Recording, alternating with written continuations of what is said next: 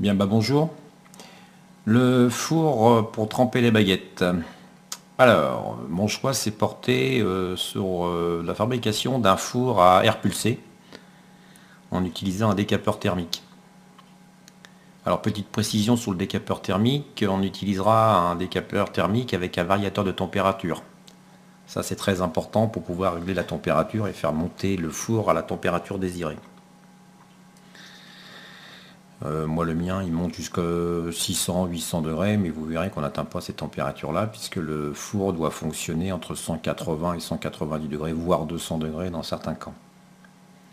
Alors, la fabrication du four, le matériel, on le trouve facilement dans les magasins de bricolage, ça se trouve facilement. Donc vous allez avoir besoin d'un tube de diamètre de 120 ou 125 mm, pardon, sur une longueur de 1,50 m, c'est-à-dire 1500 mm. Alors moi j'ai pas réussi à trouver des longueurs de 2 mètres. Ça se vendait en longueur de 1 mètre, donc j'ai pris 2 1 mètre que j'ai coupé et que j'ai assemblé. Vous aurez besoin aussi de supports. Fabriquer un petit support ou deux supports. Je vais essayer de zoomer dessus. Voilà. Donc vous allez avoir besoin de ce genre de petit support. Alors c'est une languette d'acier, je crois que ça va faire 15 mm de large. Et je l'ai formé à la main de façon à ce qu'on puisse faire coulisser dedans un tube de 40 mm. D'accord. Alors on peut en mettre deux dans le tube. Moi j'en ai mis qu'un parce que l'autre va être supporté par le couvercle. Vous verrez ça tout à l'heure. Donc je vais vous le faire voir. Voilà, il y en a deux. Il y en a un ici et un devant. Donc celui-ci est important parce que pour soutenir le tube de 40, celui-ci est facultatif puisqu'il va être supporté par le couvercle quand on va fermer le four. Donc vous pouvez en mettre qu'un minimum. Alors, une autre pièce qui est importante, c'est le tube dans lequel on va mettre, enfin dire si vous voulez, c'est le centre du four. Alors c'est un tube de 50 mm sur 1,60 m de long qu'on va coulisser dans le tube, le tube de diamètre 120-125. Et il est supérieur puisqu'il faut qu'il dépasse de chaque côté. Donc 150 à 1,60 m, ça va dépasser de 5 cm de chaque côté. Alors le tube, des tubes de diamètre 50, l'idéal ce serait de le faire en cuivre, mais ça coûte cher et on ne trouve pas forcément facilement des diamètres 50, à moins que vous ayez une connaissance, personnes qui font de la plomberie, au chauffage, ainsi de suite, on peut trouver ça. Et je vois pas trop la nécessité de faire ça en cuivre, ça coûte assez cher.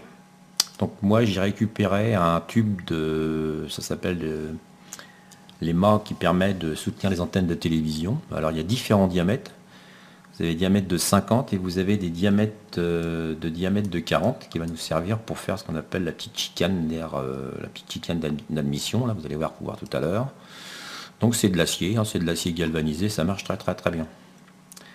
Alors sur le tube de 1,60 m, on va le percer sur toute la longueur. Donc on va faire une multitude de trous, le nombre peu importe, qui sont espacés de 10 cm. Ce sont des trous de diamètre 10. Alors surtout ne mettez pas de trous en bordure, parce que comme le tube va dépasser 5 cm, vous pouvez commencer à partir de 10 cm et c'est bon, même un peu plus loin. Voilà une première chose au niveau des tubes. Le deuxième tube, ce sera la chicane que j'appelle moi, c'est la chicane d'admission sur lequel on va brancher le décapeur thermique et qui va envoyer l'air dans le four. C'est un tube de diamètre 40, pareil, c'est un tube de mode télévision. Et la longueur pour le moment, faut mieux au départ prendre une longueur au moins minimum de 1 m, 1 m 20, parce qu'on va le régler au fur et à mesure. C'est-à-dire que ça va rentrer à l'intérieur dans le support, là on va le coulisser à l'intérieur.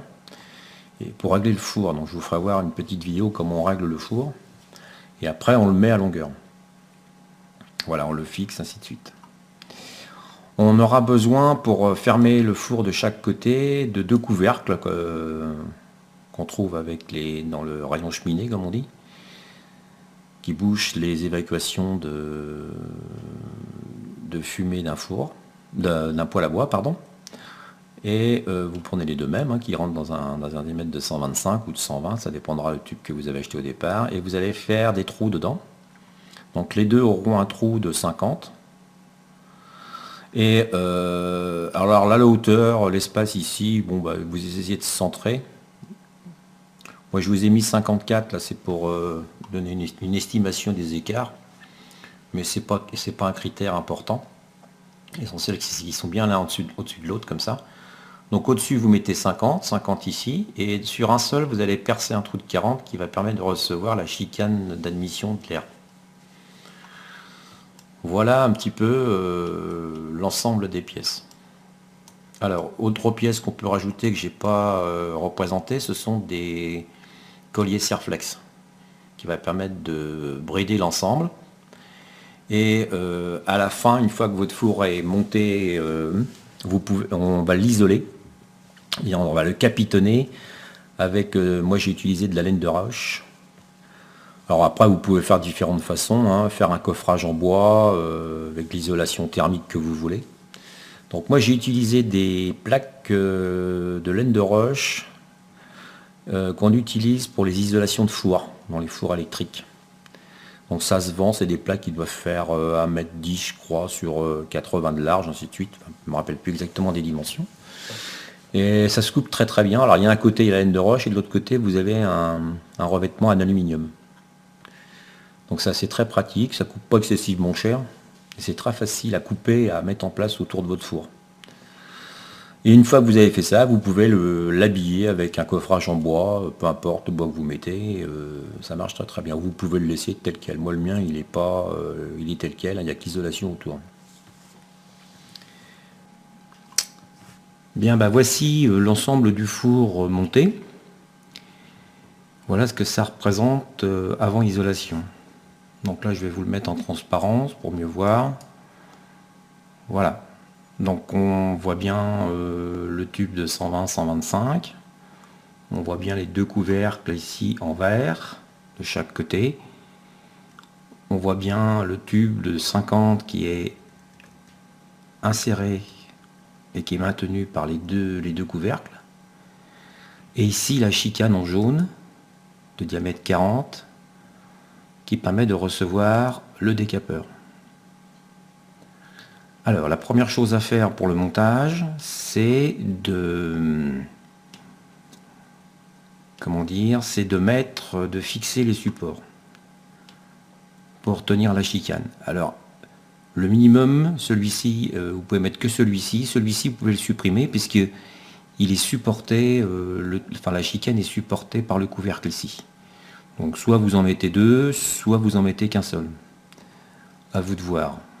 Alors, j'ai essayé de vous faire un petit zoom. Voilà. Je vais déplacer un peu ça. Voilà. Donc à vous de voir un petit peu ce que vous souhaitez faire. Donc je rappelle que cette partie-là doit être...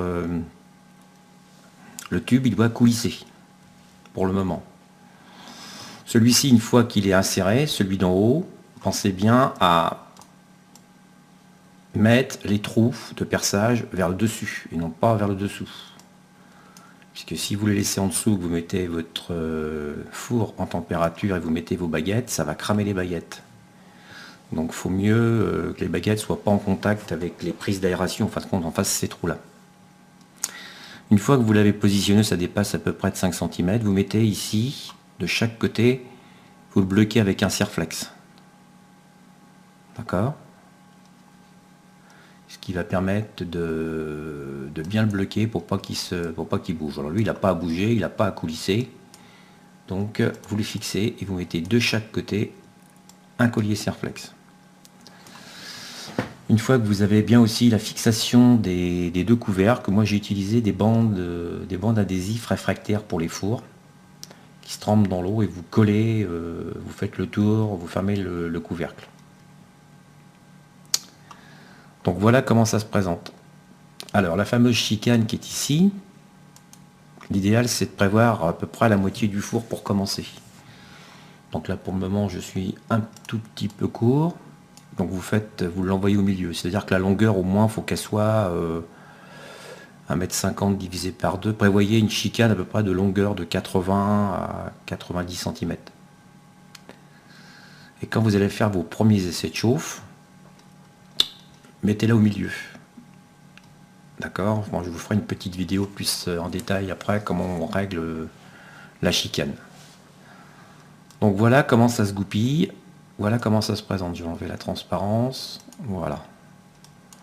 Je vais enlever la... Voilà. Donc on voit bien le tube au-dessus. Et en dessous, la chicane pour amener le... pour ramener l'air chaud.